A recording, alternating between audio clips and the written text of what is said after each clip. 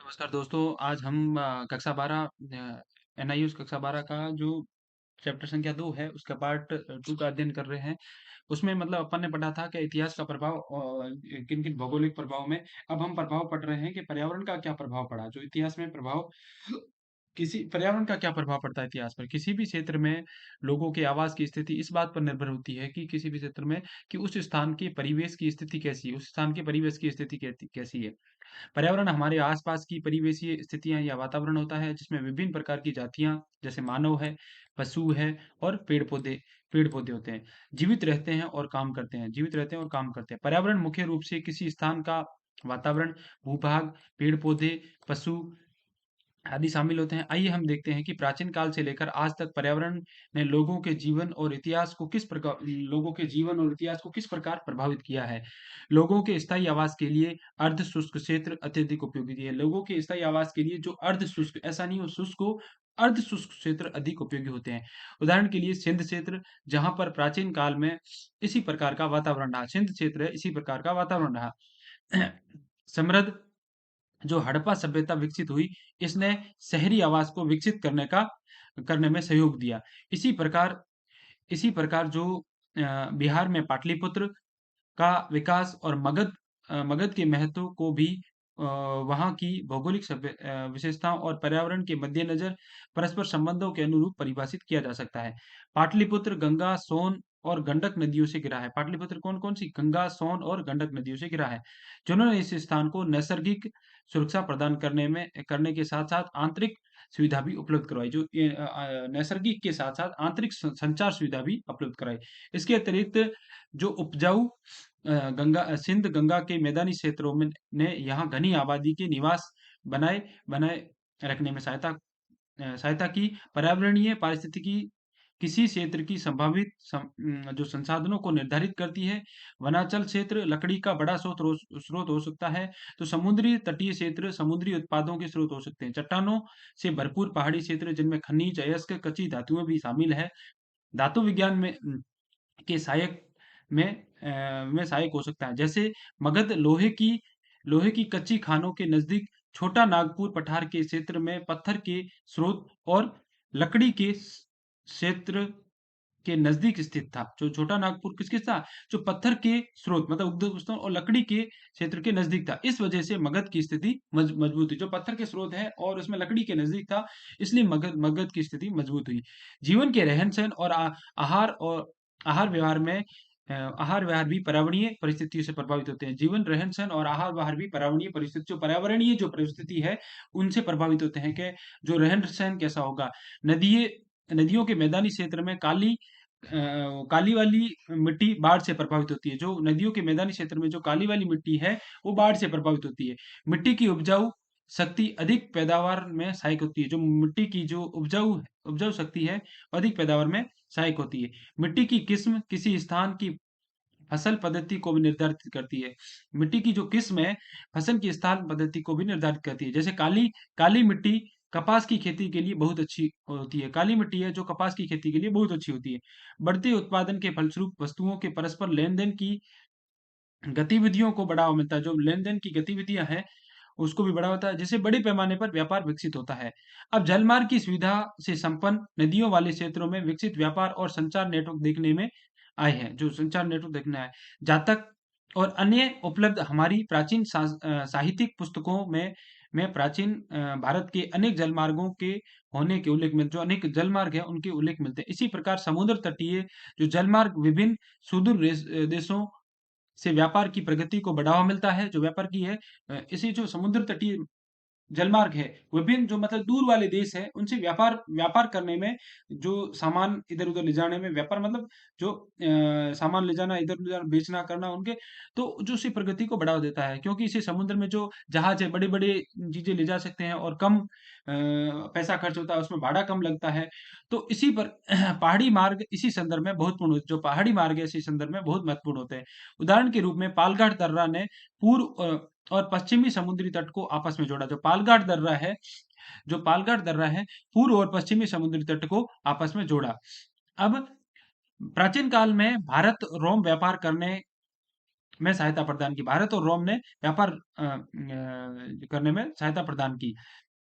इस प्रकार हम देखते हैं कि किसी क्षेत्र की भौतिक विशेषताएं और पर्यावरण उस क्षेत्र की ऐतिहासिक प्रक्रिया का खुलासा करने में सहायक होते हैं। अब संसाधनों के समृद्ध क्षेत्र महत्वपूर्ण थे, जबकि यहाँ इन संसाधनों की कमी रही।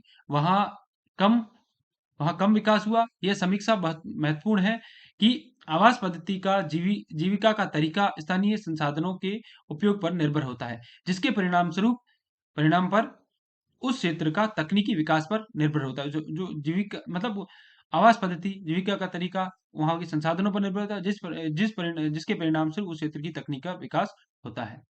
अब हम पाटलिपुत्र प्रश्न है, प्रश्न को लेते हैं कि प्रश्न जो पाटलिपुत्र जो आधुनिक पटना को प्राकृतिक सुरक्षा प्रदान करने वाली नदियों जो प्राकृतिक सुरक्षा प्रदान करने वाली जो नदियां कौन सी है? तो इसमें गंगा, सोन और गंडक नदियां कौन कौन सी? गंगा, सोन और गंडक नदियां। मगध को लौह अयस्क और लकड़ी आपूर्ति किस क्षेत्र से होती थी? जो मगध को लौह और अयस्क है, जो मगध है छोटा नागपुर के पास का जो पठार है उसके पास था, जो वहां से छोटा नागपुर है वहां से लकड़ी और आसानी से मिल जाती थी और पत्थर। इसी प्रकार कपास की खेती के लिए किस प्रकार की मिट्टी उत्तम है? वो काली मिट्टी उत्तम है। ठीक है। कौन से प्रसिद्ध पहाड़ी मार्ग ने भारत के पूर्व और पश्चिमी समुद्र तट को परस्पर जोड़ा? कौन से कौन से पहाड़ी मार्ग ने? पालघाट दर्रा ने। कौन से पालघाट दर्रा ने। अब प्रागैतिहासिक सभ्यता है। प्रागैतिहासिक काल में जो हमारे इतिहास की वह अवधि है जिसका कोई लिखित वर्णन नहीं है। अप्रागैतिहासिक वह अवधि है जिसमें कोई लिखित वर्णन नहीं, इसलिए उन सभ्यताओं के संबंध में हमारा ज्ञान केवल पुरातात्विक खुदाई और मिली सामग्री पर आधारित है। इसका कोई मतलब लिखित में वर्णन नहीं है। जो खुदाई सामग्री मिली है उसी के आधार पर है। इस समय में रहने वाले प्राचीन मानव पत्थर के औजार बनाकर और पत्थर से बनाई गई चीजों को उपयोग में लाते थे। उन स्थलों के आसपास पाई गई और यह औजार उन्हें शिकार करने और अपनी भूख शांत करने के लिए खाद्य सामग्री को इकट्ठा करने में मदद करते थे। क्योंकि इस समय में लोगों द्वारा सबसे पहले उपयोग किए गए औजार पत्थरों से बनाए गए थे। इनमें उपयोग के औजार कौन से? पत्थरों से बने। इसलिए मानव विकास के इस चरण को पाषाण युग से नाम जाता है। इस चरण को किससे नाम जाता है? पाषाण युग से। इस अध्याय में हम प्रागैतिहासिक काल के व्यक्ति के शिकारी और भोजन संग्रह करने वाले व्यक्ति के भोजन उत्पादन में परिवर्तन होने के विकास क्रम के अवशेष खोजेंगे। यह परिवर्तन अचानक नहीं हुआ बल्कि हजारों साल पुराना हुआ। मतलब इस अध्ययन में हम जो शिकारी, भोजन संग्रह करने वाले, जो व्यक्ति जो भोजन उत्पादक में परिवर्तन, जो अवशेष खोजेंगे, यह परिवर्तन अचानक नहीं है। इनको भी जो परिवर्तन होने में अचानक लगा। जो भोजन पहले जो शिकारी से भोजन संग्रह करते थे, फिर उनको कैसे रहने लगे वो उस प्रकार। अब पुरापाषाण, ये प्रागैतिहासिक उस पुरापाषाण। पैलियोथिक ग्रीक शब्द पैलियो से लिया गया। पैलियोथिक किसे लिया? ग्रीक शब्द पैलियो से लिया गया, जिसका अर्थ है पुराना, और लिथिक का अर्थ होता है पत्थर से लिया गया। इसका अर्थ होता है पैलियो से पुराना, और लिथिक का अर्थ होता है अ, पत्थर से। इसलिए पैलियोथिक युग का नाम अर्थ है पुरा पाषाण युग। पुरातत्वविदों ने इस सभ्यता का कालखंड 2 मिलियन वर्ष पूर्व अत्यंत नूतन युग मतलब प्लेस्टोसीन एज को बताया है। जो प्लेस्टोसीन काल इस युग का वह भौगोलिक काल है जब धरती की सतह पर बर्फ से ढकी थी। प्लेस्टोसीन काल कौन सा है? जो मतलब जो पुरापाषाण युग में जो 2 मिलियन वर्ष, जो इसको कालखंड को 2 मिलियन वर्ष मतलब अत्यंत पुराना है। जो प्लेस्टोसीन युग का वह भौगोलिक काल जिसमें धरती बर्फ से ढकी थी। किससे? और मौसम इतना ठंडा था कि मनुष्य, वनस्पति किसी का भी जीवित नहीं रहना संभव नहीं था। ठीक है। लेकिन उष्णकटिबंधीय क्षेत्र जहां बर्फ पिघल गई थी, मानव की प्रागैतिहासिक जातियां जीवित रह सकती थी। उष्णकटिबंधीय जहां बर्फ पिघल गई थी वहां मानवीय जातियां रह सक जीवित रह सकती थी। प्लेस्टोसीन युग में क्या था? बर्फ ढकी हुई थी। लेकिन जब उष्ण कटिबंधीय क्षेत्र में जहां बर्फ पिघल गई थी वहां मानवीय लोग पहाड़ी चट्टानों के आसपास रहते थे। अपनी सुरक्षा के लिए पत्थर से बने औजारों का उपयोग करते थे। पहाड़ी क्षेत्रों के पत्थर के औजार यूज लेते थे। किसी भी औजार बनाने के लिए प्रयुक्त होने वाली इस कच्ची सामग्री का चुनाव एक क्षेत्र से दूसरे से भिन्न होता था। जो कच्ची सामग्री का चुनाव है एक क्षेत्र मतलब एक जगह से दूसरी जगह से उसका जो क्षेत्र है उसे भिन्न होता था, अलग होता था। इस इस सामग्री की उपलब्धता पर निर्भर होता है कि जैसे महाराष्ट्र क्षेत्र उपलब्ध बेसाल्ट और कर्नाटक क्षेत्र में पाया जाने वाला चूना पत्थर, महाराष्ट्र में उपलब्ध बेसाल्ट और कर्नाटक क्षेत्र में पाया जाने वाला चूना पत्थर। औजारों की किस्म, उन्हें गढ़ने की तकनीक की प्रगति, प्रकृति के आधार पर पैलियोलिथिक सभ्यताओं पाषाण युगीन सभ्यताओं को 3 चरणों में विभाजित किया है। इनको 3 चरणों में, आरंभिक, पुरापाषाण युग, आरंभिक अथवा प्रापाषाण युग, फिर उसके बाद मध्य पाषाण युग और उन्नत या उच्च पाषाण युग। मतलब पुरापाषाण युग, मध्य पाषाण और उच्च पाषाण युग, उन्नत या अब पुरापाषाण युग। पुरापाषाण युग में युग चरण में मुख्य औजार थे हाथ की कुल्हाड़ी। क्या था? हाथ की, पुरापाषाण में। और गंडासा, और काटने के लिए ये जो चीजें काटने के लिए ये औजार बेढंगे और भारी थे। बेढंगे थे, इनका कोई ढंग नहीं था और पत्थर से बनाए गए थे। धीरे धीरे नुकीले और हल्के औजार बनाए गए, धीरे धीरे नुकीले। मध्य पाषाण युग में मुख्य औजार खपचियों की तरह चपटे थे। किसके? खपचियों की तरह। दो उत्तर पाषाण युग में मूलतः तक्षणी और कुरेदने वाले स्क्रैप्सर औजार होते थे। पुरापाषाण युग के काटने वाले औजार और हाथ की कुल्हाड़ी। पुरापाषाण युग के काटने वाले औजार और हाथ की कुल्हाड़ी। अभी देखो, ये औजार थे, इनका कोई ढंग नहीं था और अत्यंत भारी थे। अब मध्य पाषाण युग में काटने वाले औजार की कुल्हाड़ी अब इस तरीके थे, नुकीले होते थे लेकिन थोड़ा हल्का किया गया। अब उत्तर पाषाण युग में काटने वाले औजार और हत्थे की कुल्हाड़ी, धीरे धीरे इसको कुल्हाड़ी के रूप में दिया गया, हत्थे की तरह। आइए हम संक्षेप में उल्लेखित कुछ औजारों की मुख्य विशेषताएं और उपयोगों पर विचार करते हैं। हत्थे वाली कुल्हाड़ी कुल्हाड़ी में हत्था चौड़ा है। हत्था कैसा है? चौड़ा है। और काम करने वाला हिस्सा पतला है। पेड़ काटने और जड़ों को खोदने के लिए इनका उपयोग किया जाता है। पेड़ काटने और जड़ों को खोदने के लिए इनका उपयोग होता था। आरी का सिरा 2 भागों में बटा था। कितना है? 2 भागों में। आरी का सिरा है 2 भागों में।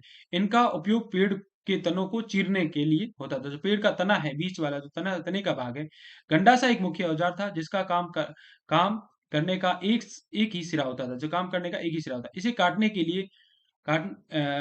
लिए काम के लिए उपयोग में लाया जाता था। बुरीन पतली खपच्चियों या ब्लेड की तरह होते थे। इनका उपयोग नरम पत्थरों, हड्डियों या चट्टानों पर खुदाई के लिए काम में लिया जाता था। इनका उपयोग, ठीक है। छीलने वाले औजार भी पतली खपच्चियों के बने होते थे। छीलने वाले पतली खपच्चियों, पेड़ों की छालें और पशुओं की चमड़ी प्राप्त करने के लिए तथा छीलने के लिए में काम के लिए इनका उपयोग किया जाता था। जो पशु चमड़ी के लिए तथा छीलने वाले इनका उपयोग। अब पाषाण युगीन स्थान का भौगोलिक विभाजन। पाषाण युगीन स्थलों में जो भौगोलिक विभाजन में यह संकेत मिलता है कि यह सभ्यता भारतीय उपमहाद्वीप की संपूर्ण चौड़ाई के विस्तार में फैली हुई थी। लंबाई चौड़ाई के विस्तार में उत्तर में कश्मीर घाटी और रावलपिंडी, अभी जो वर्तमान पाकिस्तान है, की सोहन घाटी से प्राचीन पत्थरों के औजार प्राप्त हुए। जो उत्तर में कश्मीर घाटी और रावलपिंडी जो पाकिस्तान में है, वहां से पत्थरों के औजार प्राप्त हुए। राजस्थान में लूणी नदी के किनारे स्थानों पर पत्थर के प्राचीन औजार प्राप्त हुए। पश्चिमी भारत में जो साबरमती नदी, साबरमती, माही और इनकी इनकी सहयोगी नदियों के स्थलों पर पत्थरों के प्राचीन औजार मिले हैं। महाराष्ट्र में इनके प्रमुख स्थान रहे हैं गोदावरी की सहयोगी नदी नेवासा और पास की ताप्ती तंत्र में पटन का पास।